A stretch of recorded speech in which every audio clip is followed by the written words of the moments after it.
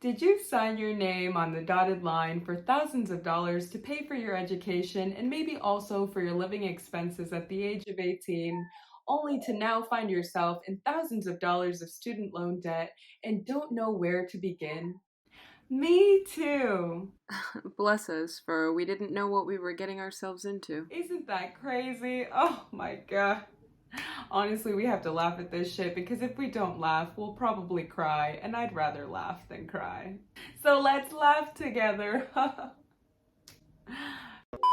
No, but in all seriousness, we definitely have a national crisis on our hands, and that's why politicians are having conversations about figuring out ways to get this trillion-dollar problem under control. But in the meantime, what are we gonna do? I wanted to take the time to share 5 tips on how I was able to pay $22,000 of student loan debt in 1 year. I do want to be clear about the timeline in which I was able to do that. I was able to do that from June of 2020 until June of 2021. I will be honest in saying that since then my priorities have kind of shifted, and know that these tips are helpful in getting out of debt in general. They aren't specifically catered to student loan debt. It just so happens that student loan debt is the debt that haunts my soul. And one last thing, of course, I'll be speaking from my experience, but I'll also be proposing alternatives that I hope you guys will find helpful. So without further ado, let's get into the video. Okay, so tip number 1. Moving in with family. Before I say anything else, I do want to recognize that we all have different family situations.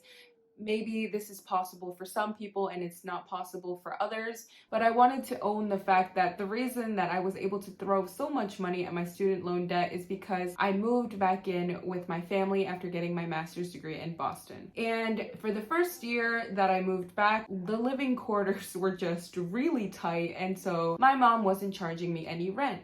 And so for a full year, I wasn't paying any rent, and that allowed me to have a lot of flexibility with my money. And so I was able to accumulate it in $1,000 chunks and just throw it at my student loan debt because I wasn't worrying about having to pay rent. Now, as I mentioned, I wanted to propose alternative solutions. So maybe it's not possible to move back in with family. So what are some alternatives that you could do instead? Maybe you live in a high cost of living area. Maybe it could benefit you to move to a different part of town, a different part of your state, move to a completely different state that maybe doesn't have income taxes. I don't know what would be best for you, but just an idea would be potentially moving from one area that is high cost of living to an area that is lower cost of living. That could be a way to free up some money that you could throw at your debt. Alternatively, instead of doing something drastic like that, you could move from where you currently live into a space that's smaller, that's less expensive. Maybe you can get roommates to pay less rent per person. There are many ways that you can get creative in reducing your cost of living, and I just wanted to throw some ideas out there to kind of get the wheels turning to see how you can reduce fixed costs, right? So the necessities that typically exist in a budget, the things that you absolutely have to pay for, like rent, utilities,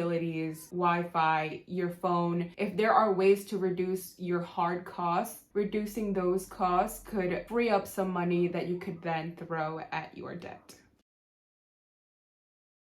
I also wanted to add that potentially moving in with family could be detrimental to your mental health, so please factor that in as to whether it is worth it to have extra money to throw at your debt if it will come at the cost of your mental health. Moving on to tip number 2, mentality, or creating a sense of urgency. So once the pause was announced that we wouldn't have to make student loan payments and there would be 0% interest, I just was very relieved. In the middle of the pandemic, there were a lot of feelings for sure, but eventually in my head, I created this mentality like this opportunity may never happen again, where payments are paused and interest is at 0%.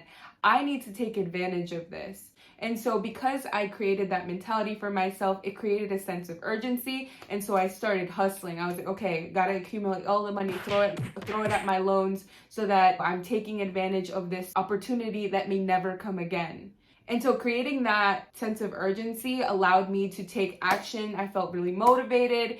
And so, that was something that was really able to help me get money and throw it at my debt. And so I was able to get out of my debt faster. As an alternative, in case you feel like that's not working for you, maybe it would help you to set a deadline. Like, by this date, I will have paid off this amount. That could be one way of creating a sense of urgency. Alternatively, light some fire under your ass. Maybe you could calculate, okay, if I don't make any payments, maybe I should find out how much interest will I pay once interest, maybe it doesn't resume, but if interest does resume again soon, how much will I be paying extra because I'm not taking action now? What will it actually cost me? And then if you figure out that you're actually paying significantly more money if you delay acting now, then maybe that can get you to create a sense of urgency and start taking action immediately. Moving on to tip number 3, finding a second source of income. So I was already working a 9-to-5 job, and then it just didn't feel like it was enough to accumulate the amount of money that I wanted to throw at my debt. And so I started doing Lyft.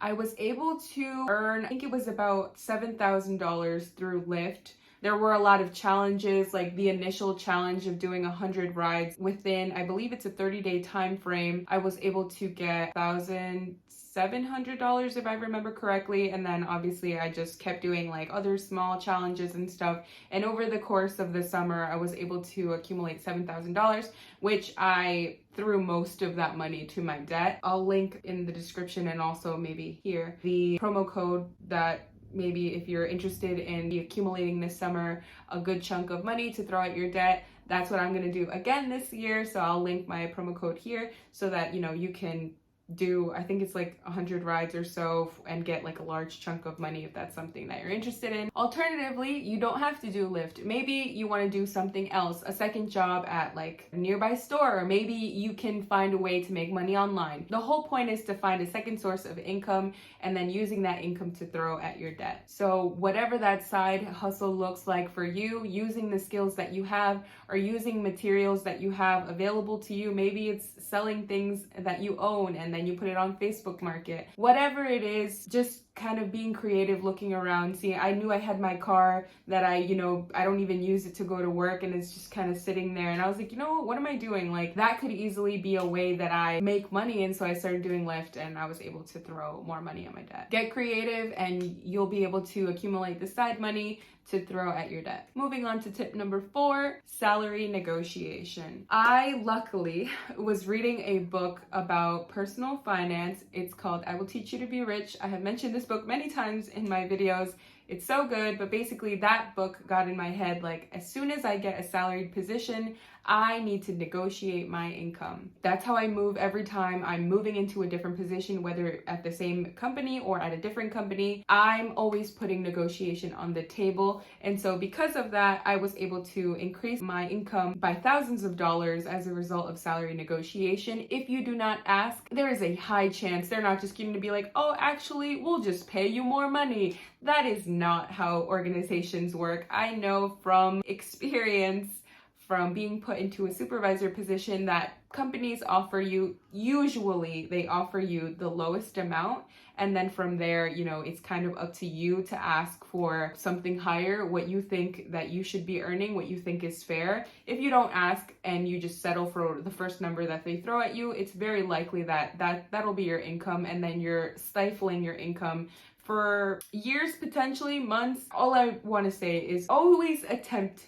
to negotiate. Maybe you won't always get it, but always ask. It does not hurt to ask. It hurts to not ask. So make sure that when you're stepping into salaried positions or even hourly positions, that you do your homework and research, how much you should be getting paid based on your qualifications and your experience. And that'll help you to make more money, increase your income so that you have extra income to throw at your debt, so that you can get out of debt faster. And lastly, moving on to tip number 5, mindful spending. also commonly known as conscious spending. Basically, all that means is that you're being very mindful or aware of the way that you're spending your money. You're not just spending it and then not really knowing where it's going, where your money went. I don't know, but there's no more. I don't have any more left. A way to get a handle on that is to track your expenses. I have been tracking my expenses for some time now, and I find it extremely helpful. But more than that, on a more practical level, just being very aware, like when you're about to make a purchase, asking yourself, is this